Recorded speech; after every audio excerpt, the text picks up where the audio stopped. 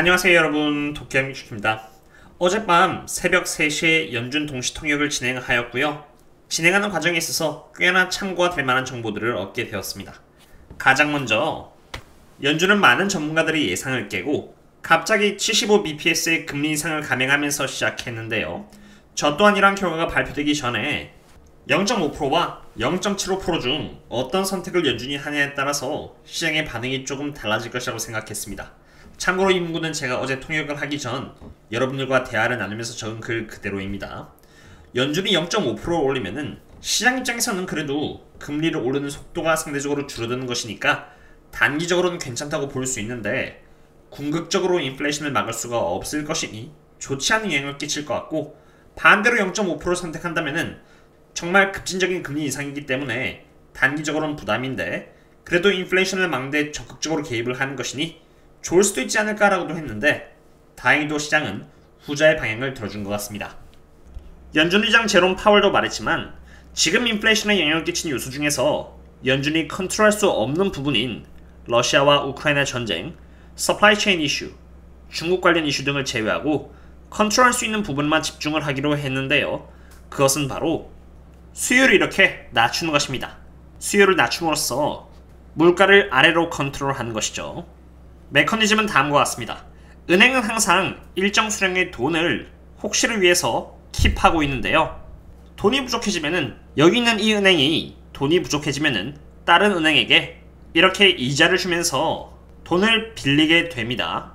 그리고 이때 매겨지는 금리는 이번에 연준이 발표한 Federal Funds Rate로 은행과 은행들이 돈을 주고받을 때 사용되는 금리인 것이죠. 연준이 이번과 같이 Federal Funds Rate를 0.75% 인상함으로써 은행은 돈을 빌리는 데 들어가는 이자를 더 많이 내야 하는 것이고요.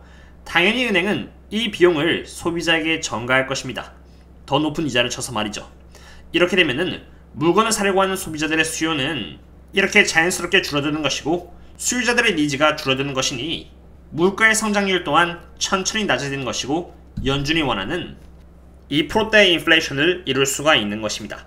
그럼 이제 앞으로가 중요한 대목입니다.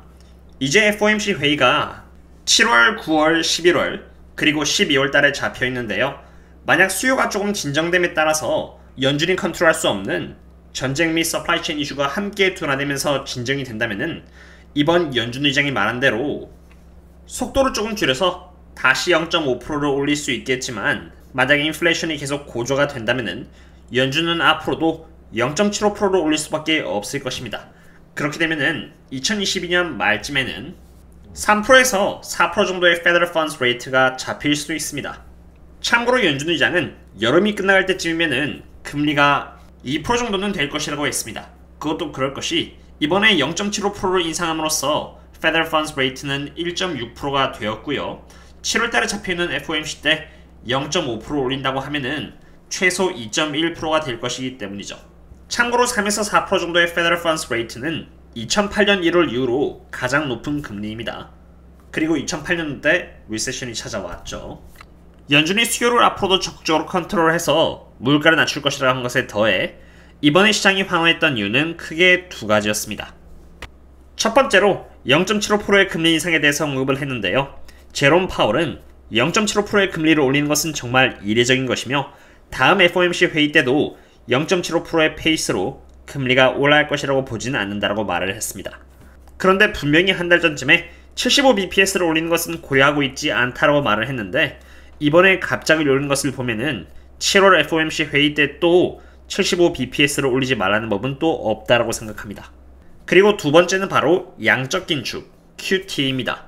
연준은 6월달을 시작으로 해서 양적 긴축을 한다고 했고 양적 긴축은 연준이 매입해드린 채권을 매월 50조의 규모로 만기시켜 나간다는 것을 의미합니다.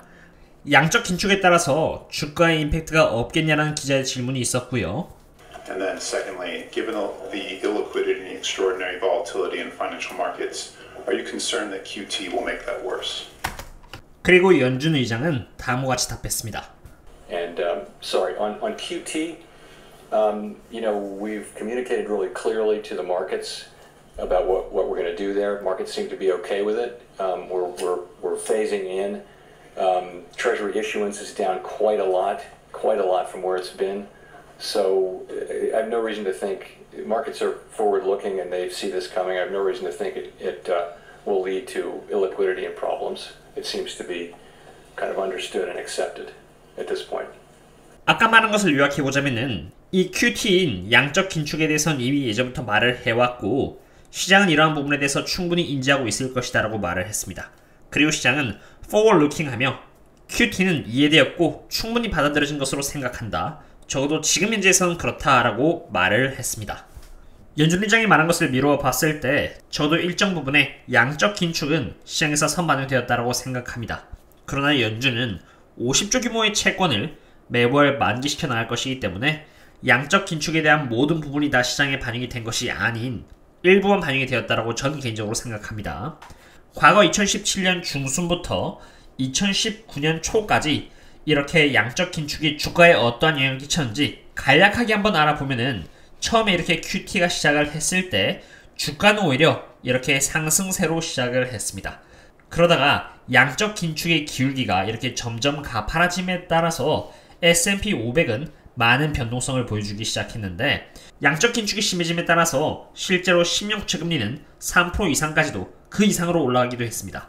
이번에도 마찬가지로 주식시장이라는 것이 항상 선반영하는 특성이 있기 때문에 양적 긴축을 시작한다고 해서 주가가 바로 빠지는 방향으로 가진 않을 것이라고 봅니다만 연준이 양적 긴축을 함에 따라서 충분히 계속 변동성을 시장은 보일 수 있다고 생각합니다. 이렇게 FOMC 회의에서 나름 괜찮은 이야기들과 함께 주가는 올랐습니다. 그러나 그렇다고 해서 방심할 수 있는 상태는 아니라고 봅니다. 왜냐면 지금까지의 패턴은 연준 회의 때 주가를 올려주었다가 다시 그 다음날 시작으로 하락 랠리를 보여주는 방향으로 갔기 때문입니다. 앞으로 금리가 계속 상승할 추세이고 양적 긴축도 시작하는 만큼 하락 랠리의 끝이 어딘지 도저히 알 수 없는 상태에서 제가 개인적으로 하고 있는 것은 딱 하나입니다. 좋은 기업을 대상으로 해서 분할 매수를 여유가 될 때마다 천천히 하는 것이죠. 앞으로 금리가 오르면은 주가는 무조건 떨어질 텐데 왜 하느냐라고 물어보실 수도 있는데요. 여기 LPL 리서치에 의하면은 아이러니하게도 지금까지 금리를 올린 시기는 총 14번 있었는데 그 기간 동안에 S&P 500이 플러스로 마감한 연도는 11번이고요. 하락으로 마감한 연도는 3번으로 총 평균 17%의 주가 상승이 있었습니다. 금리가 오르면은 10년치 금리도 올라서 이론상으로는 주가가 떨어지는 것이 맞는데 거시경제에 있어서 그 외에 너무나도 많은 요소들이 있다 보니까 그렇게 100%로 움직이지는 않는 것입니다. 물론 1968년부터 1990년까지 CPI가 평균 6.2%와 같이 매우 높은 상태에서는 조금 이야기가 다를 수도 있습니다. 그리고 그런 시기가 5번 정도 있었는데 그때 당시에 주가 평균 수익률은 마이너스 0.4%밖에 되지 않았죠. 거기다가 리세션에 대한 공포심도 있는데 2008년 때는 37%라는 어마무시한 하락률을 보여주었는데 보신 바와 같이 리세션이 온다고 해서 무조건 S&P 500이 마이너스로 끝나는 것은 또 아닙니다. 평균적으로 오히려 1.3% 정도 올랐다는 것을 볼 수 있습니다. 그리고 아무리 악재가 있다는들 결국은 베어마켓인데 지금까지 여러 번의 베어마켓들이 존재했고 평균 29.6%의 하락률을 보여주었습니다. 나쁘게 보면은 앞으로 평균까지 약 한 10% 정도 더 빠질 수 있다는 말이 되겠지만 반대로 본다면은 그래도 어느 정도 반영이 되었네라고도 볼 수 있겠죠. 그리고 베어마켓의 끝에는 항상 불마켓이 존재했다는 것입니다. 그리고 그 불마켓은 베어마켓보다 더 오래가고 더 강력하기까지 했죠. 그래서 제가 하고자 하는 것은 간단합니다. 시장의 타이밍을 재지 않고 무리하게 예상을 하지 않으며 지금 저희들이 경험하고 있는 베어마켓을 이용해 평소에 사지 못했던 비쌌었던 기업들을 이제 저렴한 가격에 사모으는 것입니다. 시장이 언제라도 추가로 떨어질 수가 있기 때문에 방심하지 않고 즉 올인을 하지 않는다는 의미입니다. 이런 기간을 디딤돌 삼아 안 좋은 기업들이 아닌 정말 좋은 기업들을 위주로 해서 천천히 모아나가 나중에 불마켓이 올 때는 충분히 보상을 받을 수 있도록 꾸준히 투자해 나가려고 합니다. 오늘의 연준 FOMC 분석은 여기까지 하도록 하겠고요. 그럼 다음에 또 다른 분석과 함께 샵 뵙도록 하겠습니다. 그럼 다음에 또 만나요. See you later.